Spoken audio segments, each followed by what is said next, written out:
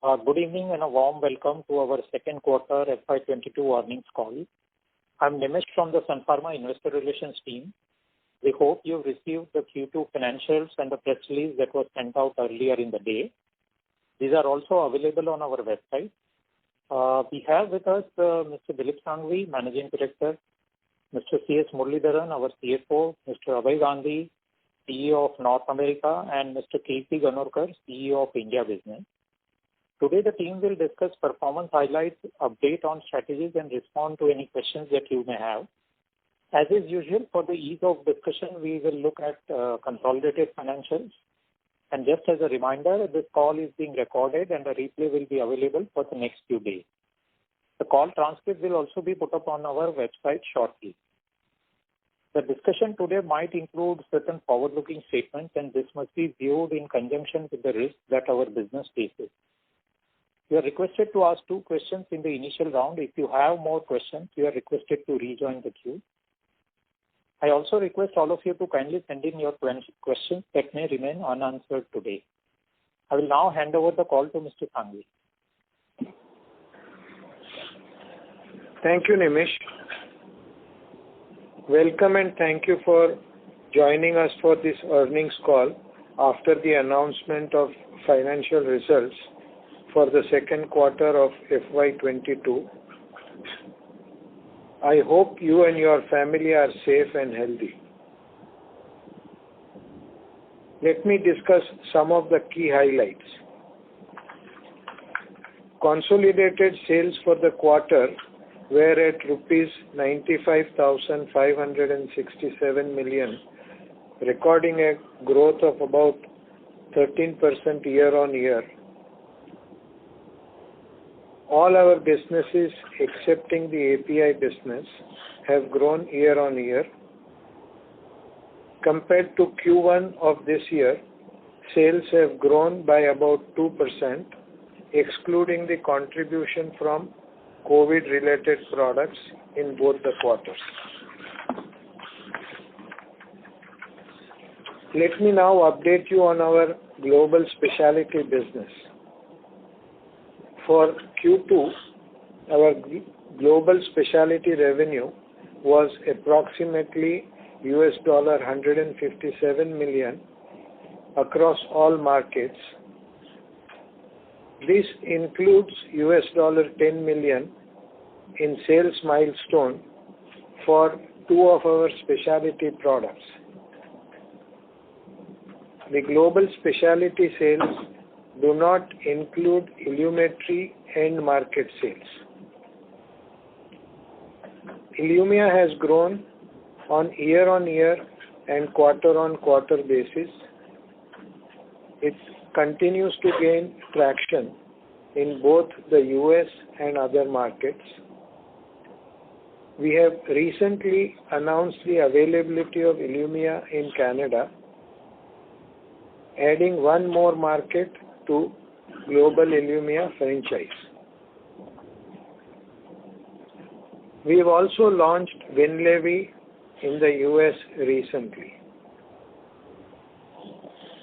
Specialty R&D accounted for approximately 28% of our total R&D spend for the quarter. Abhay will give you more details on the specialty business later. I will now hand over the call to Murli for discussion of Q2 financial performance. Thank you, Mr. Shanghvi. Good evening, everyone, and welcome to all of you. Our Q2 financials are already with you. As usual, we will look at key consolidated financials. Q2 sales are at rupees 95,567 million, up by about 13% over Q2 last year. Material cost as a percentage of sales was 26.4%, which is higher than Q2 last year due to product mix and geography mix. Staff cost stands at 18.9% of sales. Other expenditure stands at 27.1% of sales. Increase in absolute value is attributed towards higher selling and distribution and traveling expenses, while in Q2 of last year, these expenses were lower on account of global pandemic. As indicated in our past earnings calls, the expenses are seeing an increasing trend across all the markets as we reach full normalization. Forex loss for the quarter was rupees 764 million compared to a loss of rupees 1,164 million for Q2 last year. EBITDA for Q2 was at rupees 25,608 million, up by 21% year-on-year, with resulting EBITDA margin at 26.8% compared to 25% for Q2 last year. Reported net profit for the quarter was at rupees 20,470 million. Excluding the impact of the exceptional item for Q2 last year, the net profit is up by about 29% year-on-year. The reported EPS for the quarter was rupees 8.5. Let me discuss the key movements versus Q1 FY22. Our consolidated sales were lower by about 1% quarter-on-quarter at rupees 95,567 million, primarily due to lower sales of COVID products in India in Q2 FY22. Excluding the COVID-related sales in both the quarters, our top line has grown by about 2% sequentially. Material cost stands at 26.4% of sales, which is lower quarter-on-quarter on account of product mix and geography mix. For Q2, staff costs were at 18.9% of sales, while other expenses were at 27.1% of sales, both marginally higher than Q1. We had a forex loss of rupees 764 million for Q2 as against forex gain of rupees 799 million in Q1. EBITDA for Q2 stands at rupees 25,608 million, which is lower by 8% compared to Q1, mainly driven by the forex movement. Reported net profit for Q2 was at rupees 20,470 million. Excluding the impact of exceptional item for Q1 this year, the net profit is up quarter-on-quarter. Now we will discuss the half-year performance. For the first half, net sales were at rupees 192,262 million, a growth of 20% over first half last year. Material cost for H1 was at 26.9% of sales, which was higher than H1 last year, mainly due to product mix. Staff cost stands at 18.5% of sales, lower than H1 last year. However, in absolute terms, the staff increased on account of annual merit increases and increase in field incentives. Other expenses were at 26.8% of sales, lower than H1 last year. However, in absolute terms, the other expenses have increased on account of higher selling, distribution and traveling expenses, while in H1 of last year, these expenses were lower on account of pandemic-related lockdown across markets. Increase in R&D expenses has also partly contributed to higher other expenses. As a result of the above, the EBITDA for the first half was at rupees 53,325 million, a growth of 38% over the first half last year, with resulting EBITDA margin of 27.7% compared to 24.2% for H1 last year. Excluding the exceptional items, adjusted net profit for H1 FY22 was at rupees 40,262 million, up 47% year-on-year. Reported net profit for H1 FY22 was at rupees 34,912 million. The company has repaid debt of about $209 million in H1 of the current fiscal. Over the last 6 quarters, we have repaid debt of about $790 million. As of 30th September 2021, we continue to remain net cash positive even at the ex-Taro level. Let me now briefly discuss Taro's performance. Taro posted Q2 FY22 sales of $132 million and adjusted net profit of about $25 million, lower by 10.2% and 40% respectively over Q1 FY22. On a year-on-year basis, sales for Q2 FY22 were lower by about 8%, while the adjusted net profit was lower by about 45%. Lastly, I would like to draw your attention to a news report published in a section of the Indian media today, alleging that a complaint has been filed in the U.S. Securities and Exchange Commission related to of Taro shares. Sun Pharma strongly denies all the allegations made in the news report.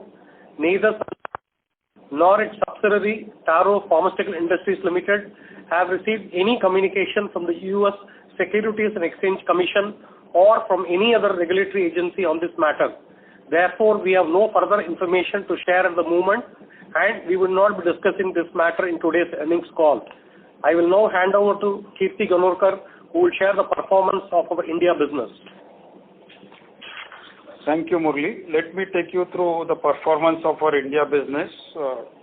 For Q2, the sales of branded formulation in India were rupees 31,878 million, recording a growth of about 26% over Q2 last year. India business accounted for about 33% of consolidated sales for Q2. We have maintained the trend of the past few quarters of outperforming the average industry growth. Sun Pharma has increased its market share in Q2 compared to Q1 of this year and also over Q2 last year. As per AIOCD AWACS MAT data for September 2021, our market share has increased to 8.1% compared to 8% of June 2021 MAT data.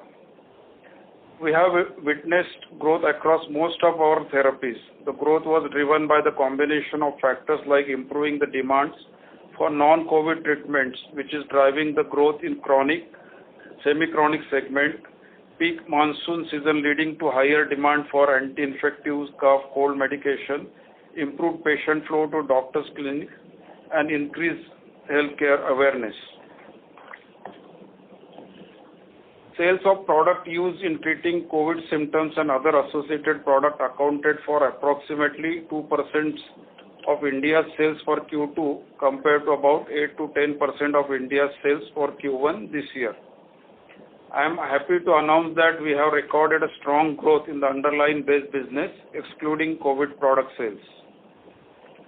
Field force operations were near to normal in Q2 with almost all doctors' clinic operationals. The new sales force has started contributing and is already on the ground, engaged in the field work. Travel cost for the medical representative is near to normal, while we continue to see some savings in terms of the cost of medical conferences. For Q2, we have launched 28 new products in the Indian market. Sun Pharma is the largest pharmaceutical company in India, and as per SMSRC report, we are number one ranked by prescription with 10 different doctor categories.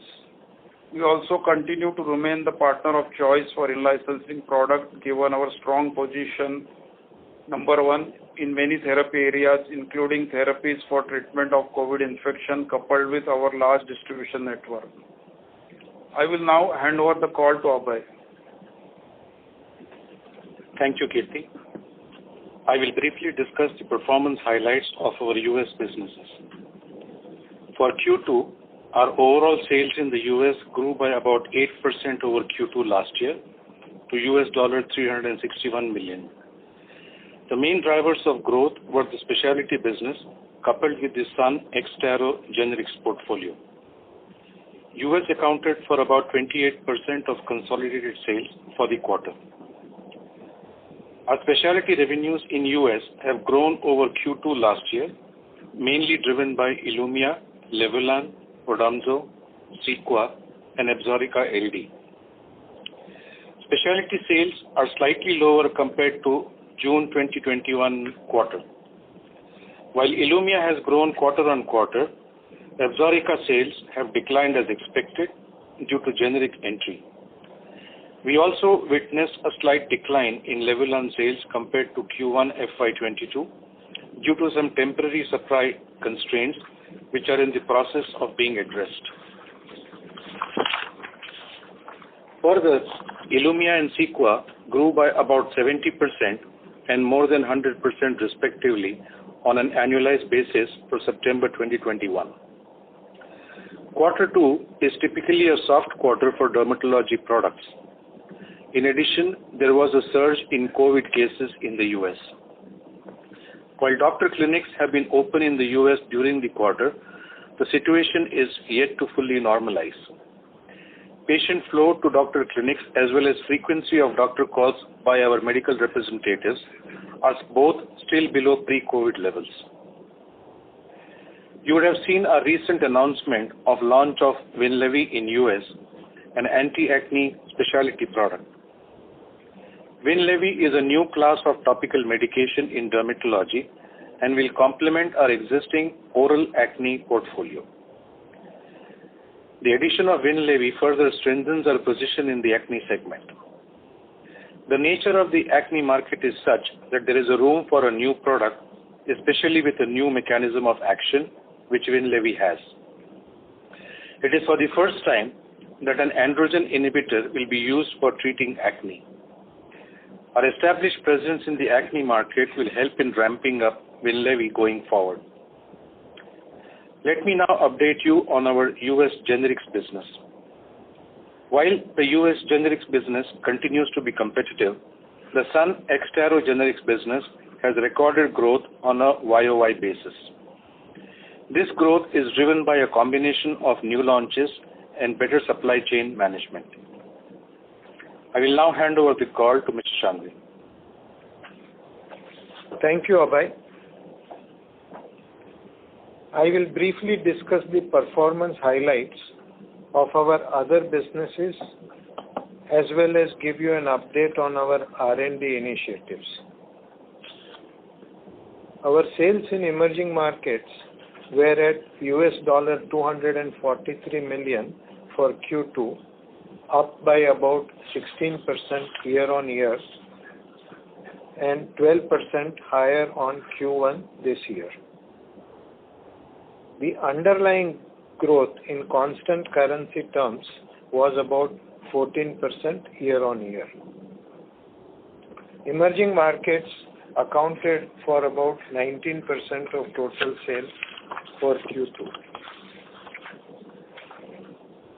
Formulation sales in rest of the world markets, excluding US and emerging markets, were $188 million in Q2, up by about 5% over Q2 last year and 1% over Q1 of this year. Rest of the world markets accounted for approximately 15% of consolidated Q2 revenues.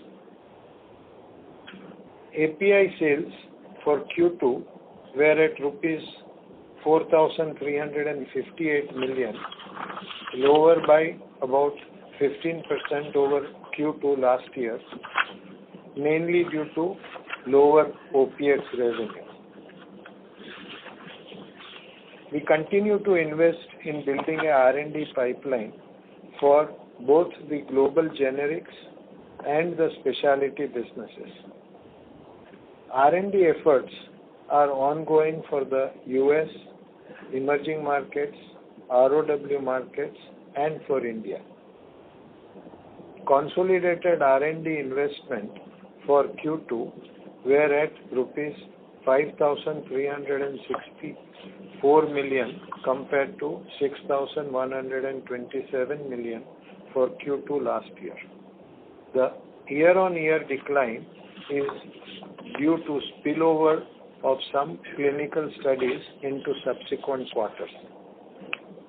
Our current generic pipeline for the US market includes 88 ANDAs and 13 NDAs awaiting approval with the US FDA.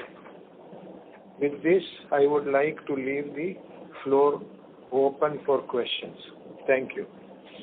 Thank you very much. Ladies and gentlemen, we will now begin the question-answer session. Anyone who wishes to ask a question may press star and 1 on their touchtone telephone. If you wish to remove yourself from the question queue, you may press star and 2. Participants are requested to use handsets while asking a question. Ladies and gentlemen, we will wait for a moment while the question queue assembles.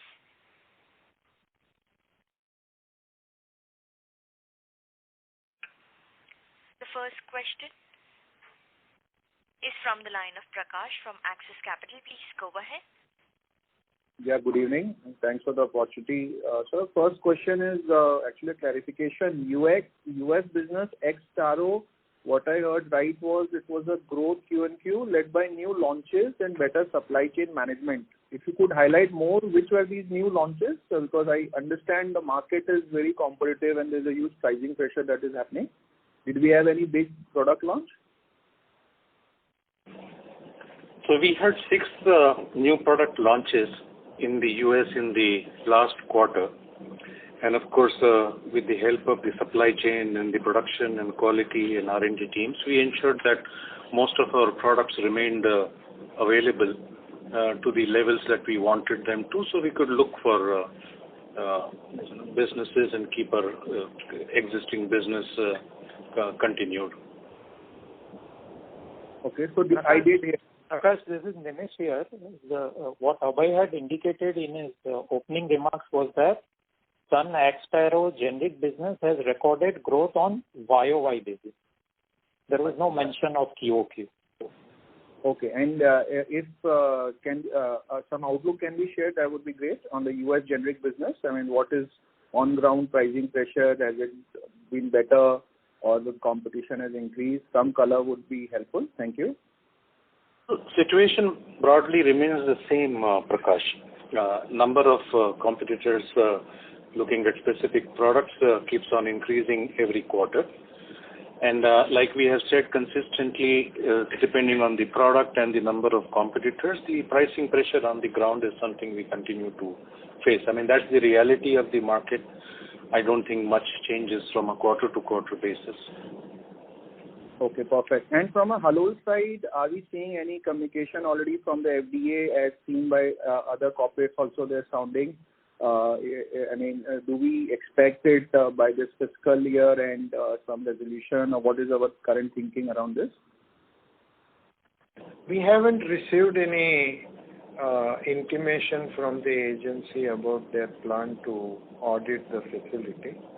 We continue to stay in touch with them with a request that they should audit the facility at the earliest, because we make many products which are potentially or sometimes in regular shortages.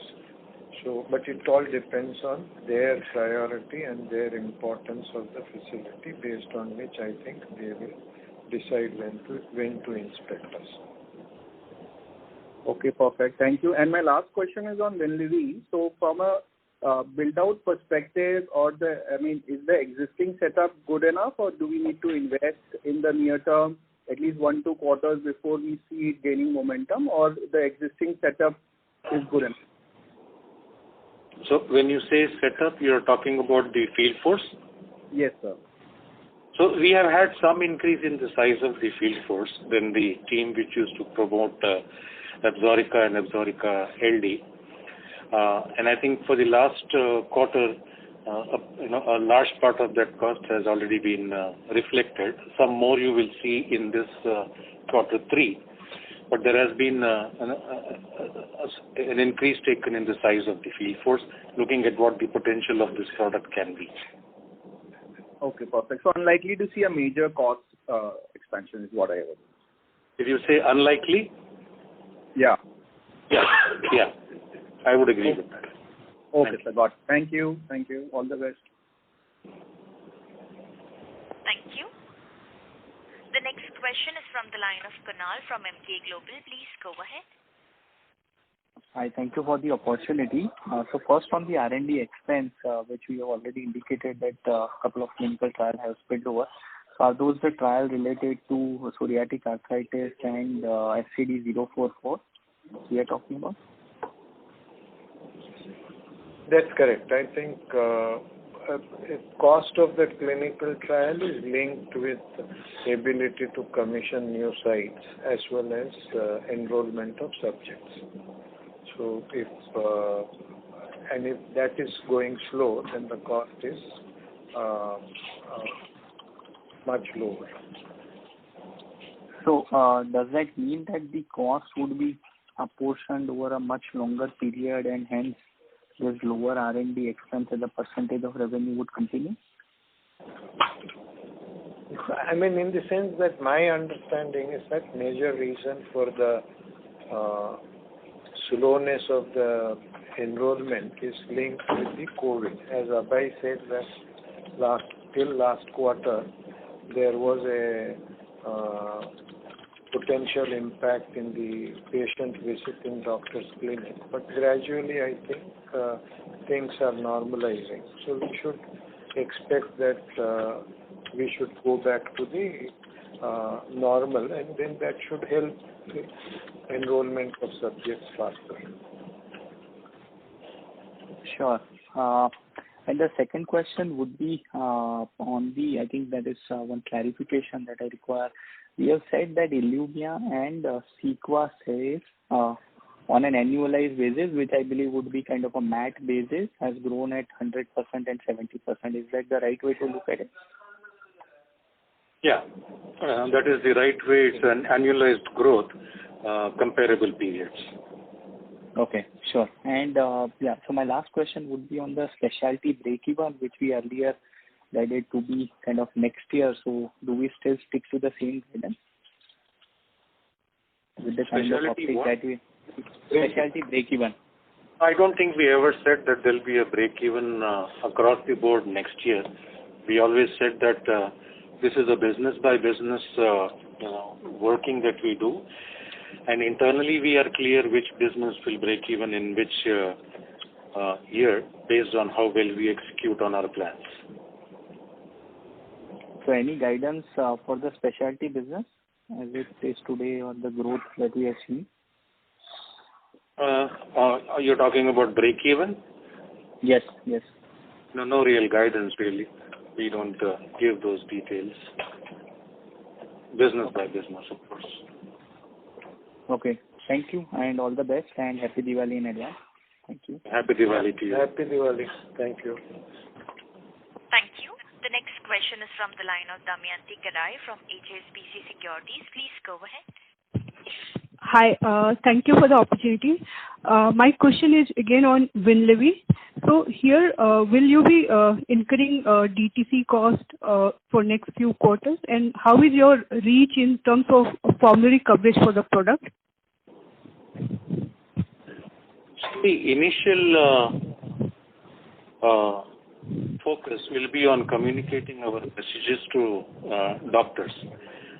What you need to remember is in the US, for the first 6 months post-launch of the product, you can't do any DTC. That's not allowed. So 6 months post-launch, we can't do DTC anyway. So our focus will be on communicating our messages to doctors, convincing them that it's a product they should give a trial to, see the results, and then hopefully start prescribing it far more regularly. Okay, and how about the formulary coverage for the product? What has been progress here? So it's a launch product. We in fact launched it yesterday. So yesterday was the first day of launch. So formulary access is an ongoing process. So it's not that you get complete access or before the launch or day one of launch. Different payers take their own time and period to make a determination of whether to cover and how to cover and in which formulary they should put it on. So it's a process that we have to go through.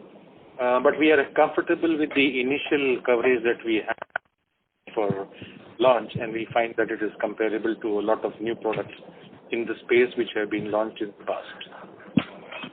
Okay, that's helpful. My second question is, how do you see higher commodity prices impacting your gross margin over next few quarters?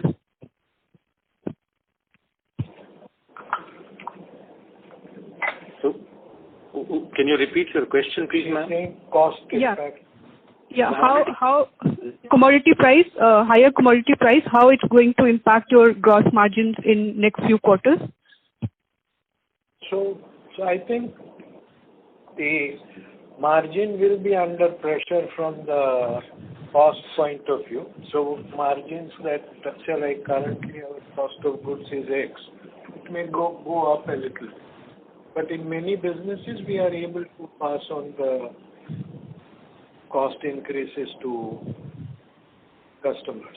So then to that extent, there is an adjustment. Okay, but broadly there would be some increase from current level in next few quarters. That's what you are saying. I mean, I have no understanding of how long this increase in the commodity prices is going to continue, because we are seeing that in many products there is also a reversal. It doesn't go back to its original price base, but it comes down significantly from the peak that it has reached. So it's difficult to quantify. The positive for us is that because of the COVID, we created a strategic inventory for many products. So, and that is the reason why you see our working capital is a little bit higher. But that is now useful for us in terms of because those materials have been procured at old prices.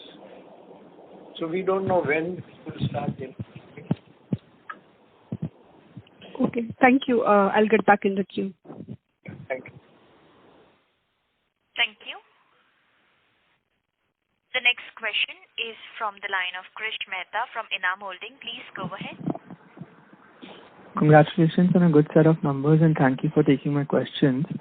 My first question was related to Ilumya in terms of the phase 3 trial for psoriatic arthritis.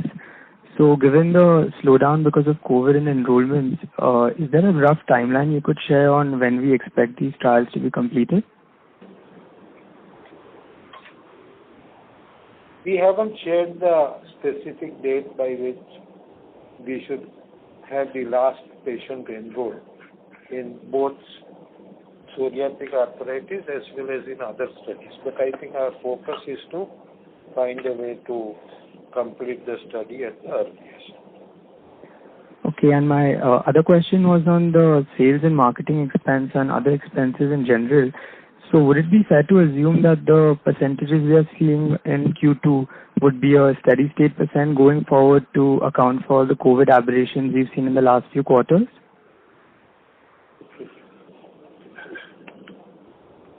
So we have maintained our position in the last earnings call also that as the normalization of operations is happening quarter by quarter, we would also see the increase in expenses.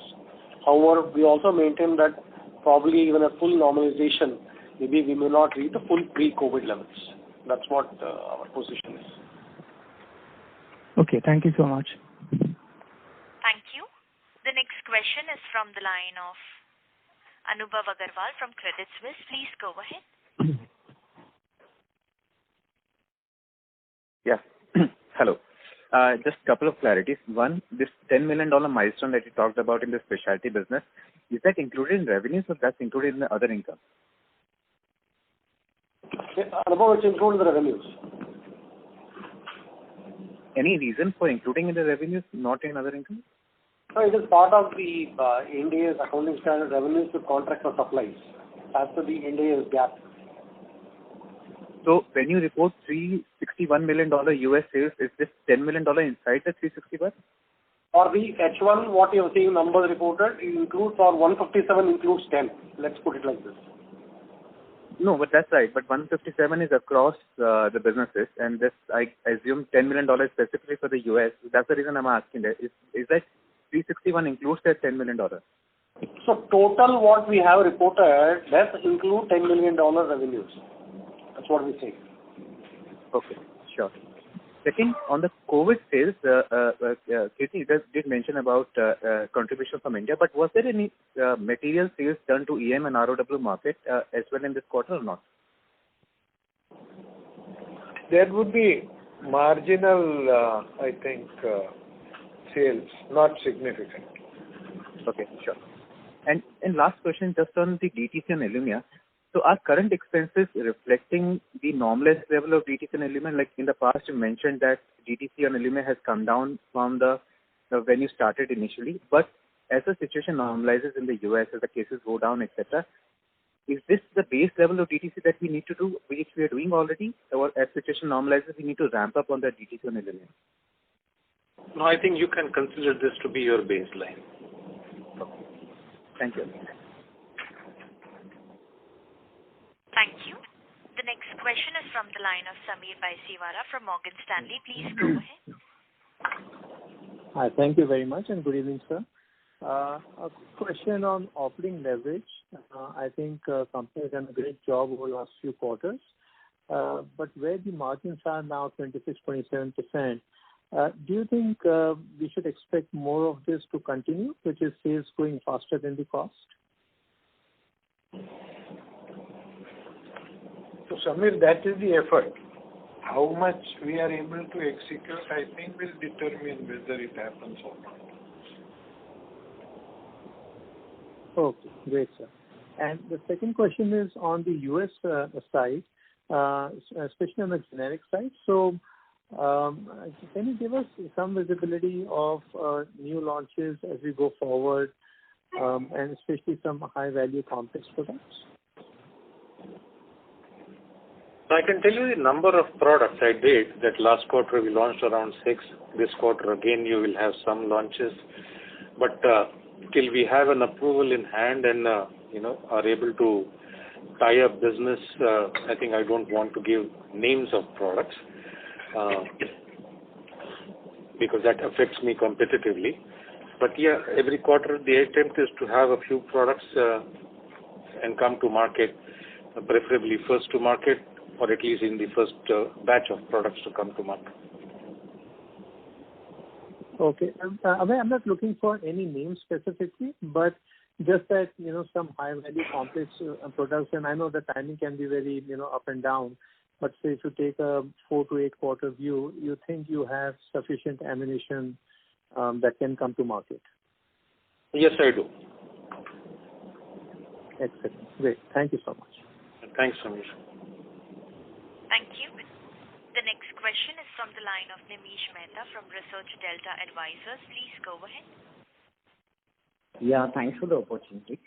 My first question is actually, about Winlevi.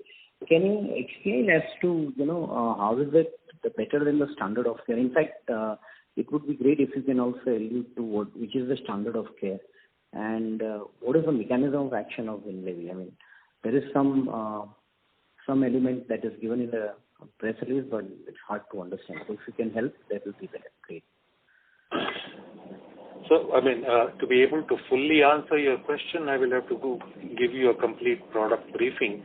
So I'm perfectly all right if you want to take this offline and I can explain to you the product and the mechanism and the scope. So I'm happy to do that if you wish. Yeah, I would be very happy to do that. Yeah, I think Nimish or Gaurav can, find time, and I will be happy to brief you on that. Okay, no issues.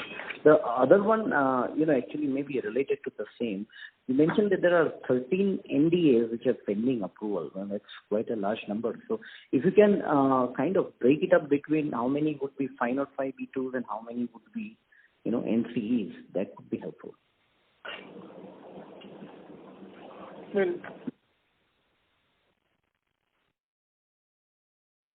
And all of them are in the 505(b)(2) generic or generic space. There is no NCE in that. There is no NCE. Okay, fine. And if I may, last one to squeeze in about the domestic business, it has actually grown significantly above the wider market, the overall market as well, even if we adjust for the COVID-related field. So any specific reason, how should we read that going forward? Thank you.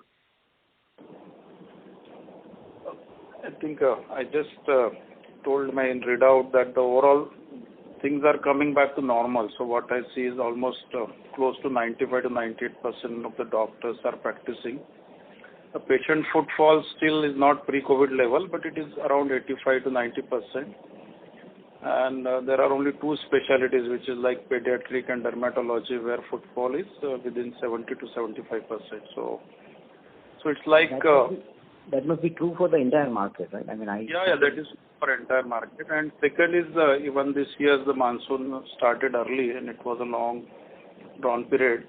So that also helped. And as you know, there are a large number of infections like a viral infection, cough, cold. So anti-infective market has also grown substantially compared to last year. But in this growth, I think we have done better than the market. So we have gained market share, as an example, in both subchronic as well as in acute therapy. We have grown faster than the market, both in Q1 and Q2. Yeah, so exactly that is what I wanted to. How, like, any specific reason, and is this something that is likely to continue? I mean, growing better than the market and significantly better than the market. Sure. Oh, I think the India business objective is to grow faster than market and gain market share. That's what we are trying to do. So what, if you remember, we have done expansion also. So 10% of the field force we have added 2 years back. So that also helping us. Last year was a COVID and there was challenging time, but now the things are coming back to normal. This expansion has also helped us to gain better growth compared to our competitors. So it's a mix of all the factors, but I think the idea is to grow faster than the market in most of the therapeutic area where we are present today. Okay. Thank you very much.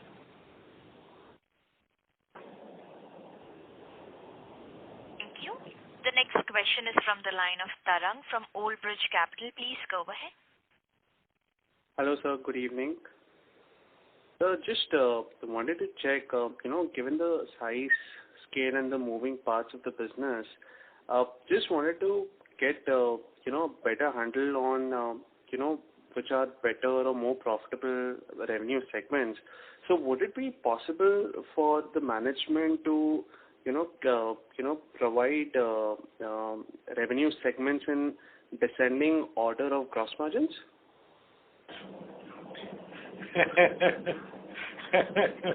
Without the numbers, just the ranking would be all right. I think this call and information that we share is not only with analysts and investors, it's also with competition. So we need to be cognizant of that. And we will generally avoid doing anything which will negatively impact our business. So that would be difficult. Sure. Okay. The second question is, if you could give us a sense on your launches last quarter in Q1 FY22, and how many launches should we see in FY22 as a whole in North America generics, ex-Taro?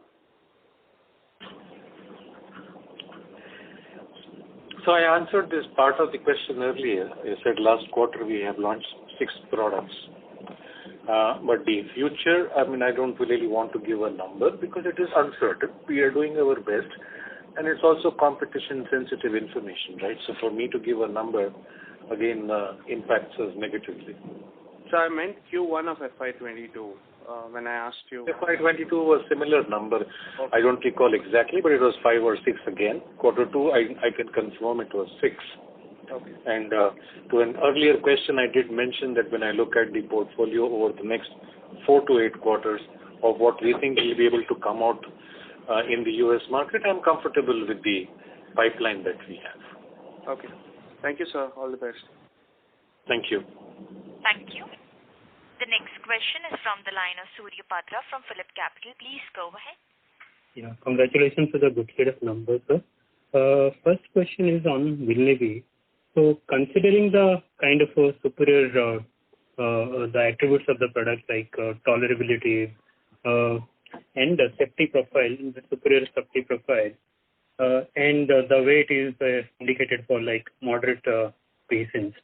So does that provide some indication in terms of faster or kind of a relatively larger volume in terms of penetration of the product in the first year? And also a communication from your partner side indicate that from the before the launch of the product itself, the enrollment of the product with the payer group is like one of the best. So does that really indicate anything about the penetration of the product and the quantum of the prescription that it can generate in the first year?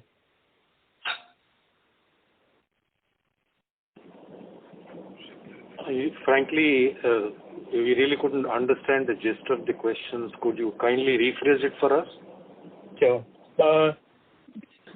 What we are seeing, sir, I think the product has got better tolerability as well as the safety profile,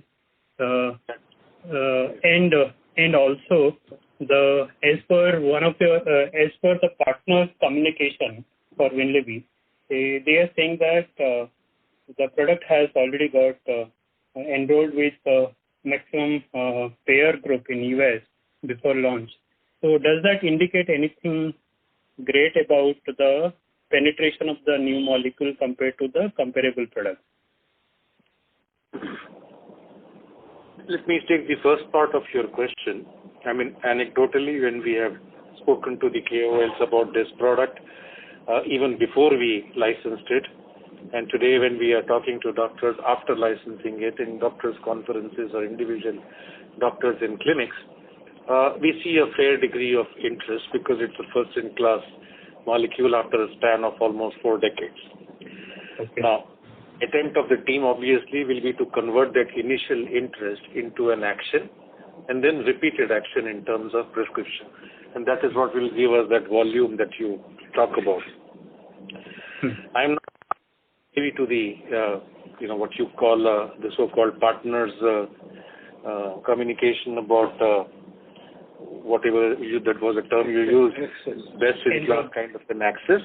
To a response to an earlier question, I did say that access is an evolving thing when you launch a product, and each payer has a different timeline when they make a determination of when to cover and how to cover and on which formulary to cover. So it's an ongoing negotiation. And I also said that at the point of launch, I'm comfortable with the access that we have. But the attempt of the team will always be to improve.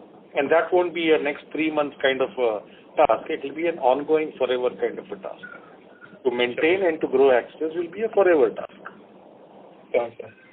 Second question is on Revlimid, sir. Is it possible to share what is the timeline and how is our preparedness for launching the product as per the settlement, although that is not known?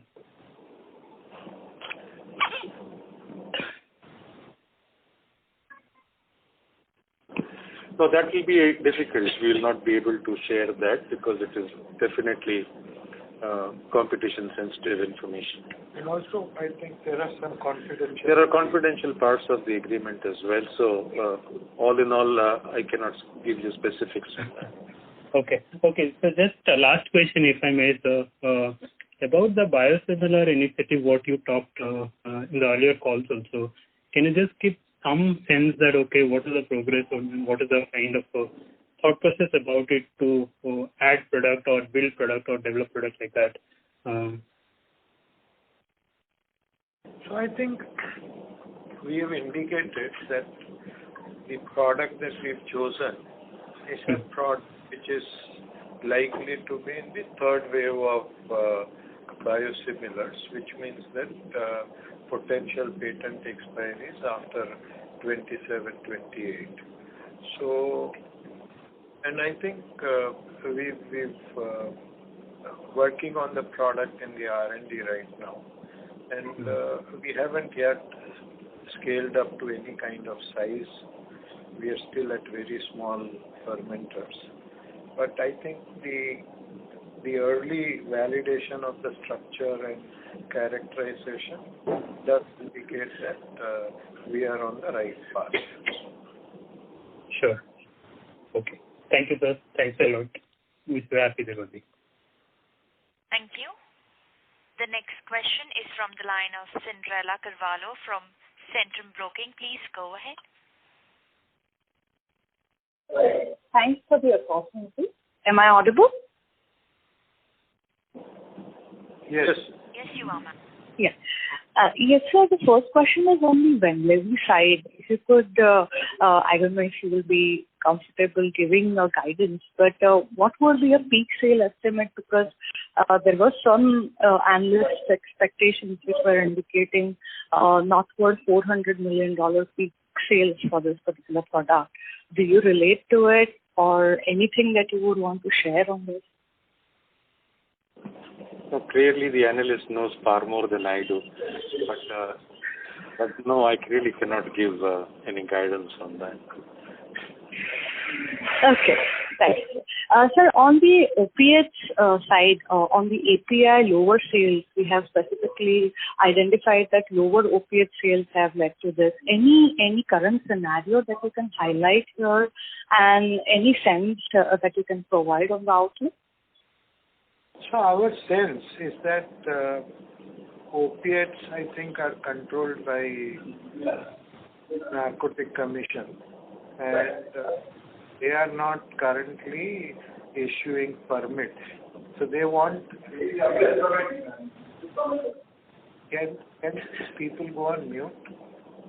So I think the expectation is that they are not issuing new permits till the company has existing inventory. So to that extent, I think the sale is subdued. Hopefully, I think once inventory comes down, then some better sales will start.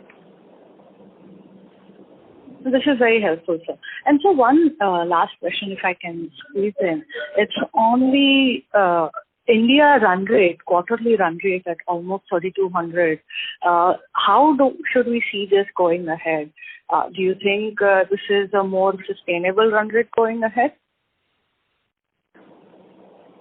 What I can say is very difficult to predict because we are in uncertain times. So we don't know whether the COVID wave 3 will come and how much it will impact our business. So it's very difficult to see like how next 2 to 3 quarters will be. I think things remaining normal, our endeavor is to keep on growing faster than the market. That's what I said earlier. Thank you, sir. This is helpful. Thank you. The next question is from the line of Neha Manpuria from Bank of America. Please go ahead. Thank you for taking my question. Abhay, on Ilumya and Cequa, if I were to compare our performance in both of these, in terms of how they are trending versus our pre-COVID expectation, is it in line with that, or do you think the time lost due to COVID, there is still recovery when it comes to the performance of these products? No, clearly, I think if there was no COVID, I'm certain the uptake of these products would have been better than what we have today. There is no doubt on that, because all said and done, these are new products launched by a relatively new company in the specialty space in the US. So, to be able to directly meet doctors, communicate your product benefits over that of the competitor, gaining access, I think these are all things which have to be done on the ground. You can't do it virtually, not at least for a newer product and a newer company. So, yeah, clearly I think, but for COVID, we would have been in a better place than we are now. That's for sure.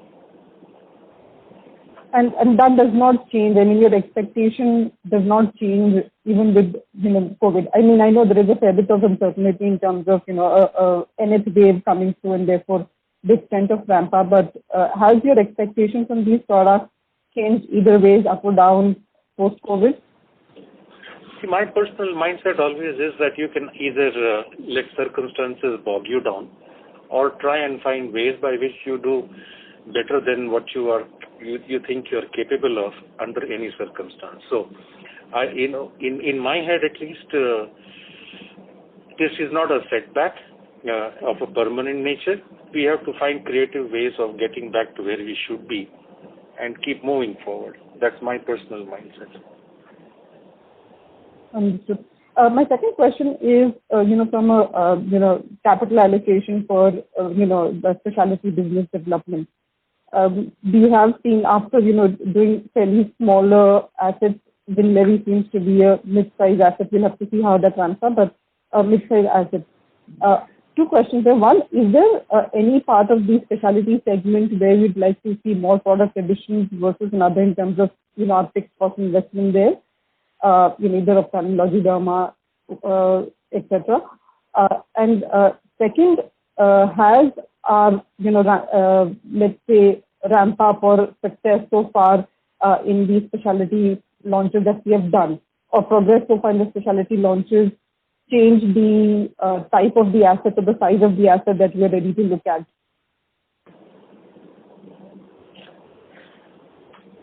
So we don't necessarily start off any business development process by looking at size, but we look at gaps in our portfolio and needs of customers, or what is it that they're looking for. So whether you call Winlevi a mid-size asset or a large asset, the fact is, if you look at it from a customer point of view, they were looking for an androgen inhibition drug for the past 4 decades. We were able to acquire that and give the customers what they want, and that will translate into a business opportunity for the company. So rather than look at size of the acquisition, we try and look at gaps in therapy, needs of the customer, and how we can augment our portfolio in the segments that we said that we remain keen on investing in and growing, of course. Okay, so it's not as if, we are, even though, there might be assets available, we are ready to look at a larger asset, now versus, let's say, we weren't as keen 2 years back.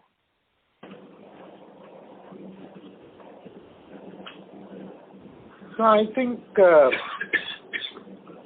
our view was that it's better for us to see a certain size that we achieve in our specialty business before we continue to make additional investment.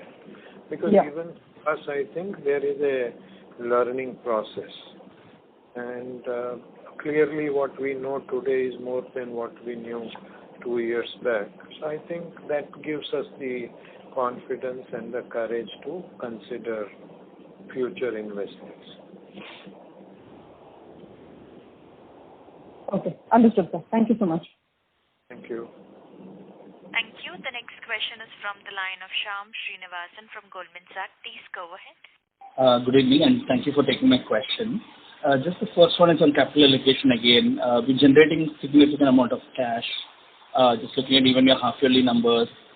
So just want to understand, we've been paying down debt so far, so it looks like now with net cash, that avenue probably closes. So just trying to understand, what are some of the capital allocation priorities? Is it more R&D? Is it CapEx? Is it M&A?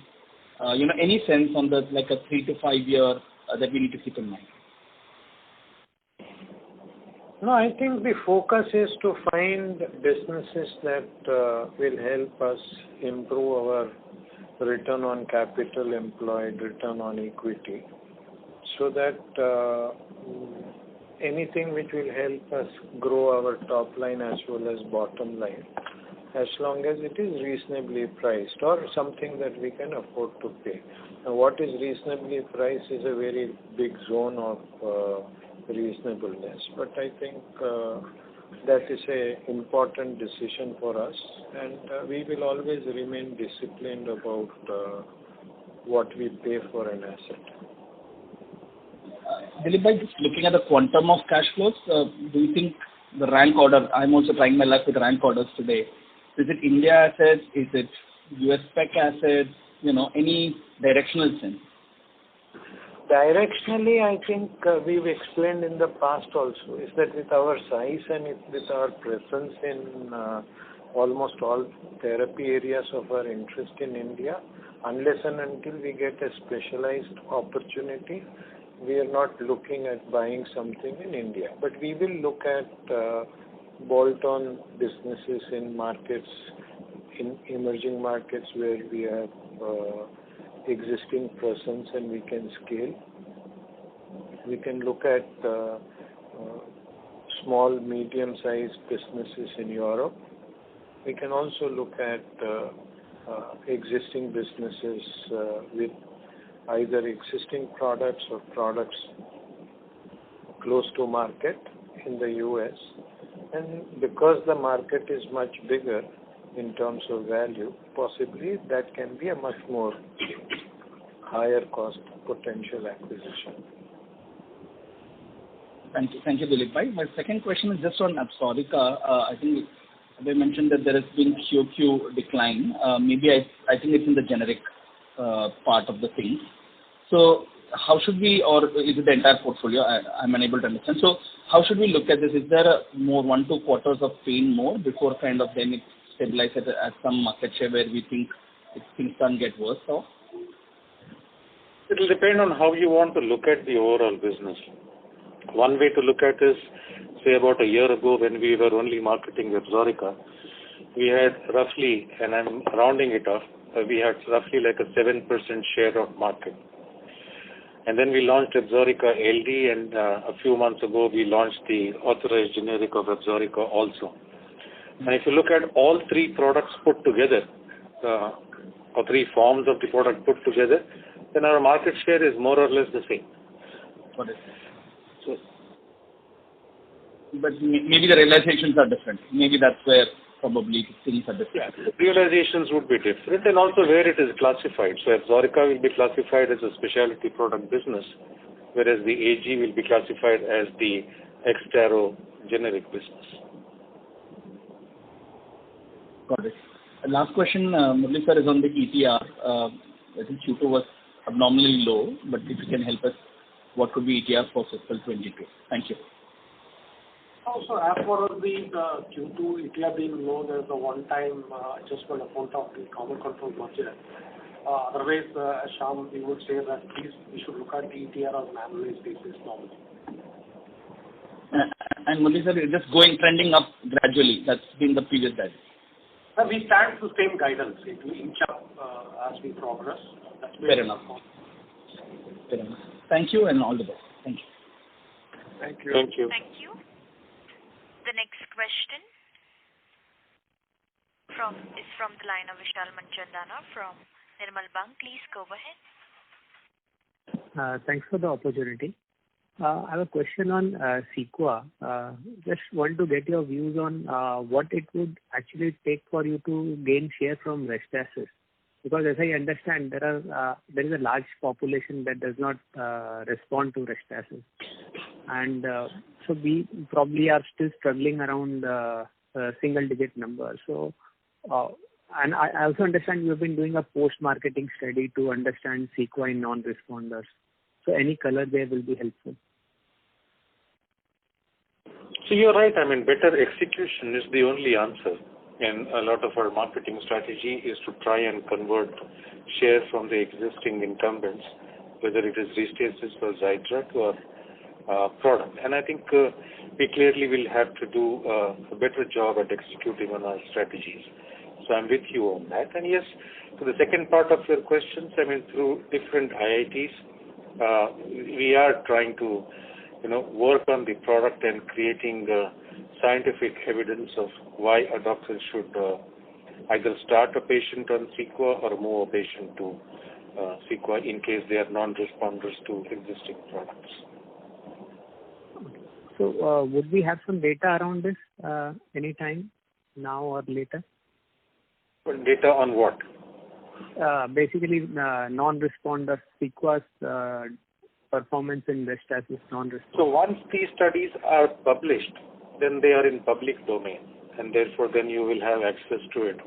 But obviously, till it is in public domain, I cannot share it with you. Got it. And just one more question on Taro. So there was a sharp decline in gross margins on a quarter-over-quarter basis, about 500 basis points. Could you share some color there? So the decline in the sharp decline is due to one-time impact in the cost of goods sold. Otherwise, we don't see any change in the normal range-bound margins as far as Taro is concerned, the gross margin level. Got it, sir. Thank you. That's all from me. Thank you. Ladies and gentlemen, that was the last question for today. I would now like to hand the conference over to Mr. Nimish Desai for closing comments. So thank you everybody for taking time out and joining this call. If any of your questions have remained unanswered, do send them across and we will have them answered. Thank you. And lastly, from all of us at Sun Pharma, wish you all a very happy Diwali. Thank you. Happy Diwali. Happy Diwali.